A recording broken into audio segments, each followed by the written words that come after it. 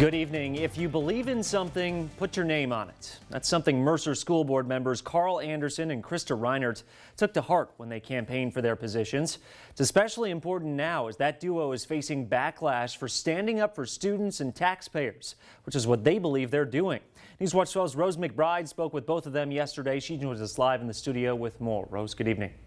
Lane, Mercer is one of the highest paid district administrators of the state's over 400 administrators, and it has fewer than 200 students, but the average ACT scores are some of the lowest of the 21 Northwood schools. Those statistics only begin to scratch the surface of the mess some say is going on in Mercer. The halls of Mercer schools are quiet in the summer.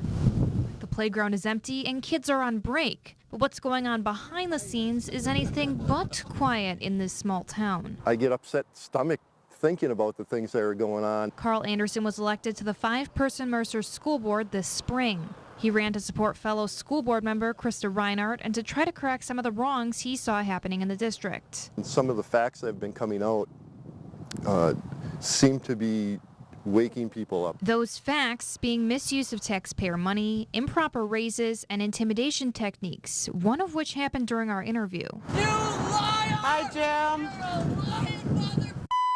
Recent findings by the Wisconsin Department of Public Instruction show that over the course of the last 2 years, about $175,000 out of Fund 80 were misused. Fund 80 is a fund of taxpayer dollars used for community programs at the school. Instead, the money was used for unapproved payroll increases and upgrades to the school that didn't benefit the community. Very manipulative in a lot of ways, which is very disturbing. The district administrator and board president issued a statement on the findings saying there were no inappropriate expenditures, which they plan to appeal. We will have that statement on our website. And this isn't the first problem Krista has seen during her 2 years on the school board. She said she's been left out of email chains and bullied during school board meetings, all for asking questions on behalf of the students and taxpayers. If you question anything that's going on, you're not in with the school, and that's not true. Krista says the other 3 members of the school board support District Administrator Eric Torkelson, one of the people who benefited from the unapproved pay raises. They're elected officials, and I feel like they need to step back away from the personal part of all this and do what they're asked to do. Despite backlash, both Krista and Carl were both overwhelmingly voted into their positions and have recently seen some support for their efforts. I believe that people are starting to see what's going on here. But many of those people are too afraid to show that support publicly, which is why Krista and Carl keep on fighting.